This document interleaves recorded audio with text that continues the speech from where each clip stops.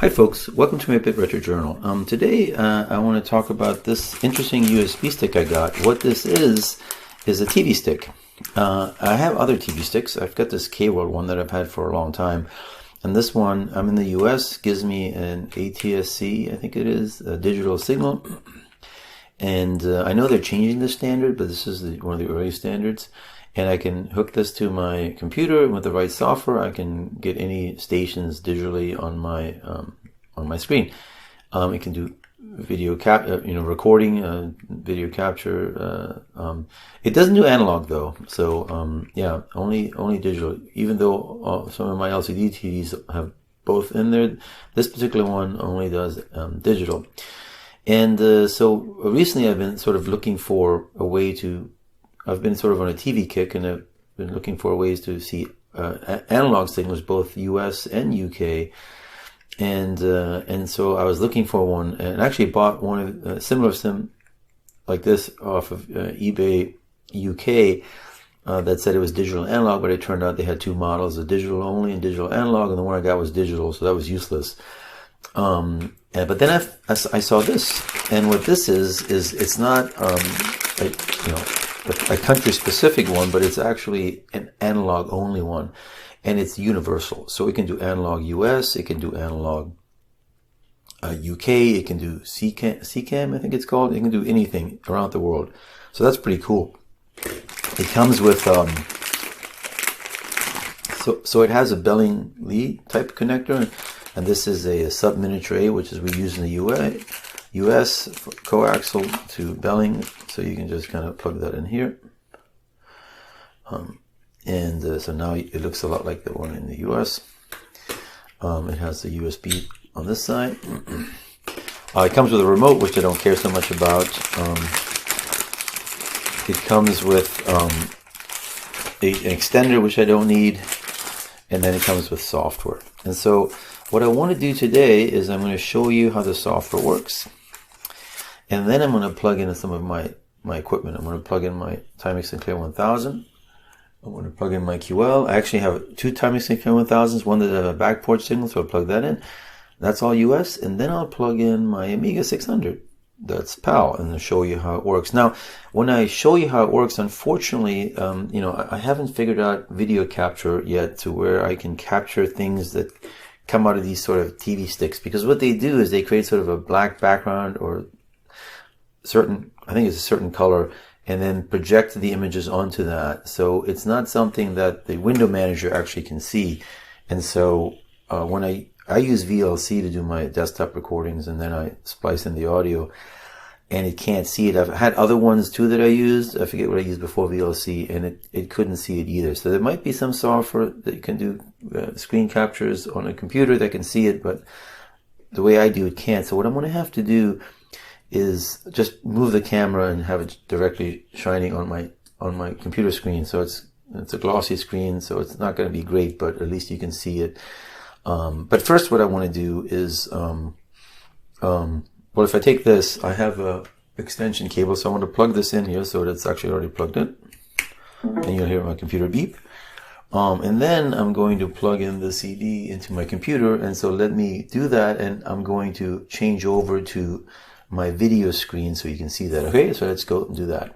The instructions are horrible, because if you actually browse the CD, you'll see a set of instructions, and I'll do that in a second. But the first thing I did is I clicked DirectX, and that installed. And then I clicked install, and I didn't even know if I needed DirectX, but I clicked it nonetheless and installed. And then I did an install, and it just popped a quick window up and then disappeared. So I was like, okay, that didn't work. I did it a few more times. So then I finally clicked browse CD, and comes up with this. And so again, I looked at install, and I clicked that because it's a setup. It didn't work. I went into Win 8.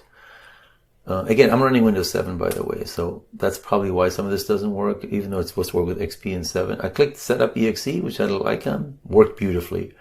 Installed the TVR software that works with the stick. And then when I double-clicked it, it actually came up and said, hey, you need to register it. And it asked for like a code, and I'm looking all through the package. There's no code written. I was like, uh-oh, is this like a scam? And then I saw this serial number file, and the code's in here. I'm not going to open it up for you, but the code is in there, and so you just type it in, it worked beautifully. Okay, and so other than that, I didn't know if I had to install this, but I did, and then again, this didn't work for me, but it may work for you. Oh, and again, if I go back here, the user manual is useless. It's literally just short notes. Tells you the functionality, technical specs, software automatic installation, automatically movement function. It won't appear following. Use a sort USB cable and connect. And then it says install guidance pictured, and it just tells you the DirectX install procedure install, but it doesn't tell you what to do. It says click on install according to prompt.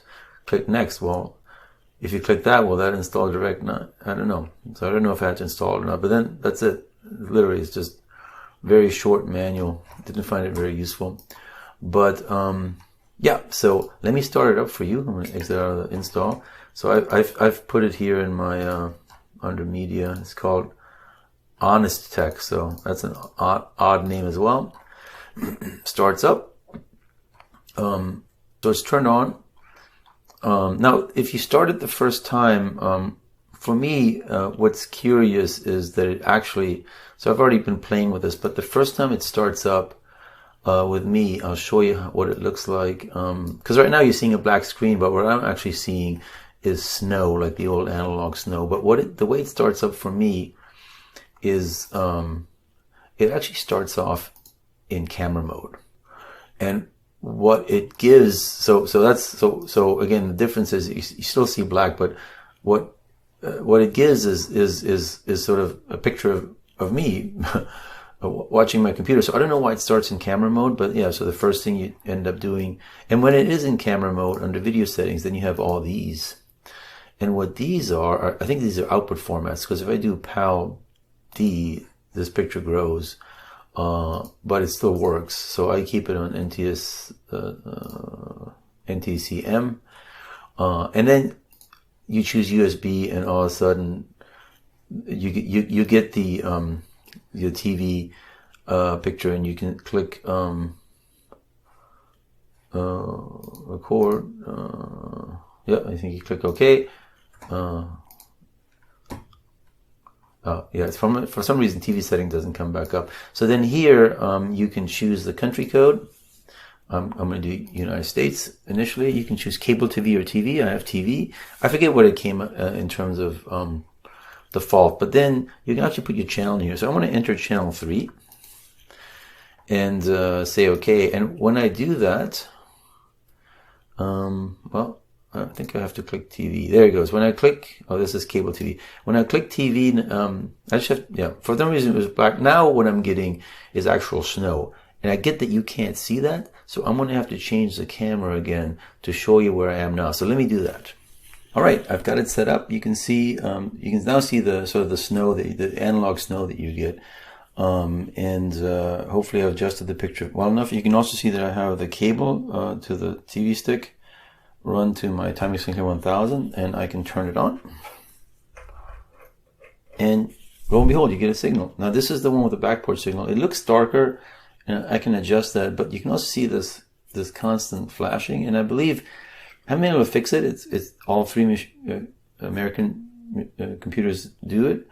And I think what's going on is it might be wireless. And I turned my wireless router off, and nothing impacted it, but maybe channel 3 in the US is interfering with some either digital or some radio frequencies. Either it's Wi-Fi or maybe a cell phone. I don't know, but it does it for all of them. So that's a little disappointing. I haven't quite figured out. If you know, it would be interesting to hear from you what you think that is. But under video settings, you can make it brighter pretty easily, and so you can quickly add a little bit of contrast. I think actually for this you just make it brighter, and for quickly you can get a pretty good picture, again without the flashing.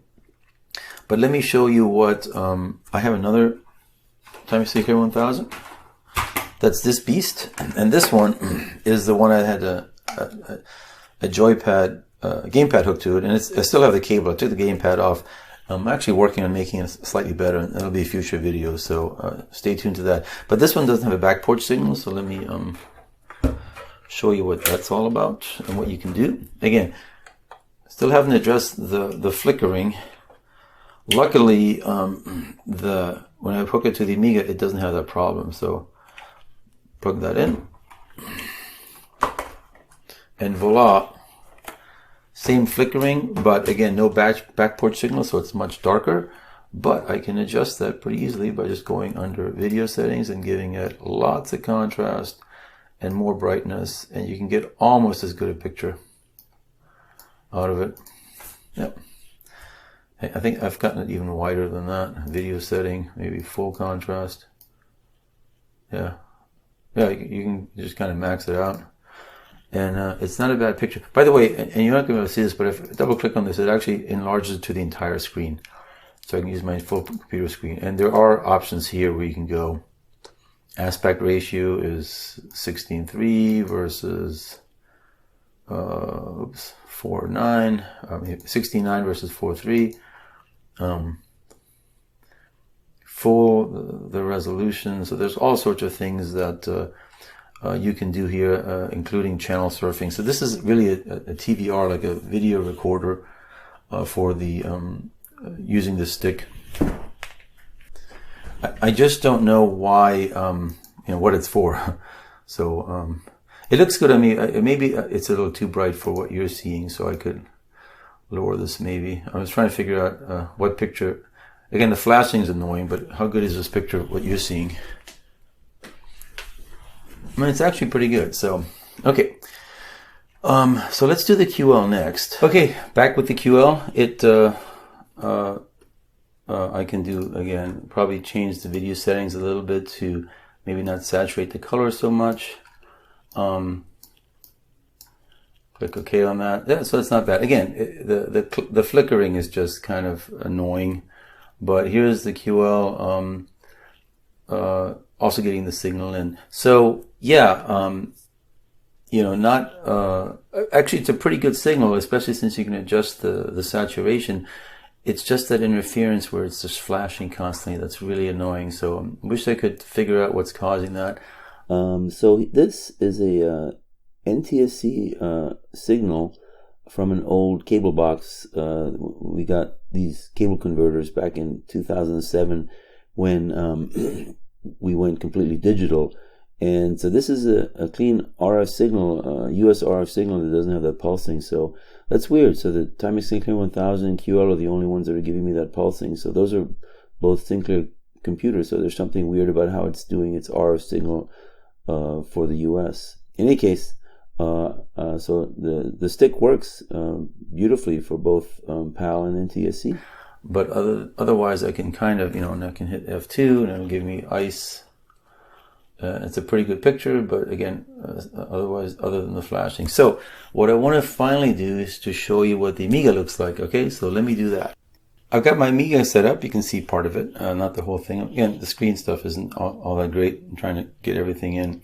But so if I turn it on, nothing will happen. You get a little bit of interference, but this is an NTSC trying to get into a PAL trying to get into an NTC. However, if you now go under settings and I set this to UK, and again, I've done auto scan and sort of that's kind of how I found it, and it wasn't easy because actually UK wasn't the right one because it only gave me 14 channels and it wouldn't find it in the 14 channels. So I actually did Germany.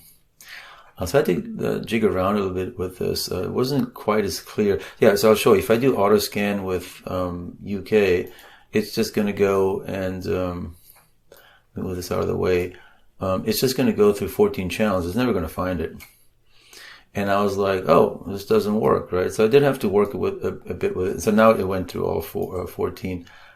If you go to Germany, though, which is also European PAL, right? I assume.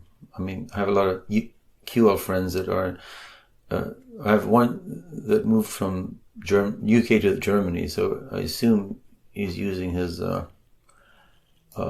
Yeah, so you do that. Now you get 69 channels. So I did that, and finally I found channel 36. Enter. And that's what it gave me. And I was like, oh boy, that is not a good picture. And I'm like, and I kept, I was just determined to claim that this was just a fraud. But it turns out here, this little tool is sort of a fine tuner. And so you can, there you go. Hey, here you got your signal. Look at that. That doesn't look bad at all.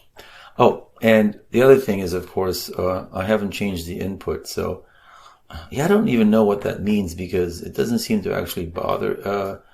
I don't know why they have this video source because I have it at NTSC and, you're right, because right now it's black and white. That's why. So if I leave it at that, you can see that, I tried to double click with the wrong mouse. Isn't that funny? Yeah, you can see it's all black and white. However, if you change the video source to the proper thing, which is, I did PAL D. Was it PAL D? I think it was PAL D. Yeah, I think it's PAL D. You can start slowly seeing the subtle hints of blue, and then you can just, I think the saturation is just, you just give it some more color here. Let me default this and then just add some. Yeah, and then maybe add a little bit here, maybe a little bit of contrast, and all of a sudden, the picture's starting to look like an Amiga. And I noticed no interference here, so that's the really nice part. There's absolutely no interference. You can also sharpen the picture. So there is a video setting. Again, I forget how I got to this. TV setting. There's a way to get more options. How on earth did I get more options? So there was a way to get, was it? Oh, I know where it was. It was under video source, video properties, and then there's a sharpness button here. And I went up to 150, and that sharpened the picture a wee bit. Oh, it has I just noticed it has a, power line frequency anti-flicker. Doesn't let you choose anything though, so I don't know. I gotta try that for the, so you do that, you give yourself a little bit more color, and all of a sudden this starts to look like the Amiga desktop. You get the red mouse and go under here and do my usual test, which is Lemmings demo. And because that's colorful, and so you're going to see this start up. Click it. Yep. I don't think I have the. No, I think it's right. And you're going to get all the bright colors of, well, it's going to say Psygnosis. Yep. Again, this is coming through PAL signal, and you can at least, you get an Amiga from the UK. You don't want to right away open it up and do any mods on it. Well, obviously, I shouldn't say that. The Amiga actually has composite and video out. But again, let's say you get a Spectrum from the UK and you're in the US and you just don't know how to open things up and solder, you could quickly get it to work. So here, this is Lemmings. It's nice and colorful. I think you can probably do better with the color. It seems a little dark. And this is this kind of stuff that you could fiddle around with forever. But can we make it brighter? And can we give it more saturation and color? Maybe more contrast? What does full contrast do? I see. And yeah, so you gotta be careful with contrast because you're losing color. You can saturate the crap out of it. So maybe we want to stick at 50. If we stick in the middle here with 50 with contrast, stay with saturation and just brightness a little bit. Yeah, not a bad picture. One player. And this is the... I mean, again, it's obviously not as good as... some of you might be screaming, going, why is he doing TV? Please use composite. I think this is a useful tool. I'm not suggesting that you plug all your stuff into this and only use this, but I am literally getting RF UK PAL on my... in America, in the US, on my... you know, Windows 7 PC. I think that's pretty cool. Yeah, so here I think I can adjust it better. It's a little dark. I think, is it the contrast or the... Yeah, it's the contrast. There you go. That makes it crisper, and then just add a bit more saturation. Maybe not quite. I know you can't. Well, so this kind of shows you. If I move this to the side, you can't see what I'm doing, but at least you can see the effects. Yeah, I think that's a good picture. I like that picture. Yeah, and being able, and again, I can, if I double click it, I get the full picture. It's got a little bit of interference in there because of the way I have the cables, but before I've run it, there was no interference at all. So it's gives you a pretty good picture. You know, if I could ever figure out how to get capture software that can actually capture these type of TV sticks, you could even do some cool video capture stuff on this. Again, if you can composite mod it, do it, because that's a cleaner signal. If you can get HDMI out, even better. But just for tinkering around, sometimes it's just nice to be able to hook it up and see if it works. And for $23, under 20 pounds, that's a steal, right? And does all the signals that are out there. So I think that's pretty great. Again, if I go back here, as I said, you might not be able to see it, but it's got a huge list of countries. I mean, it's just, yeah. And you can scan all these things, and it's a recorder, so it's got all this record settings, which I'm not interested in. And again, the fact that it's cable TV makes me think that maybe that's what it's for. But I think, yeah, this is what I want to do. One more thing, which is, well, let me try it here. So what if I go, what intrigues me is, what is, oh, okay. Is this on? How do I get this to turn on? How do I get this to turn on? And so I'm curious if I do, I don't think it matters if it's US or, what if the input source is NTSC?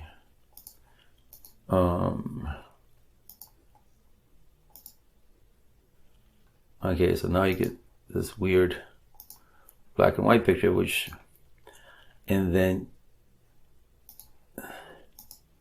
yeah, power line frequency anti-flicker. I would love to see if I could, why can't I get that? I'll have to read more about this, because wouldn't this be great if, oh, you can also auto. No, none of this works. I don't know what's going, you can change this, but the auto stuff doesn't work.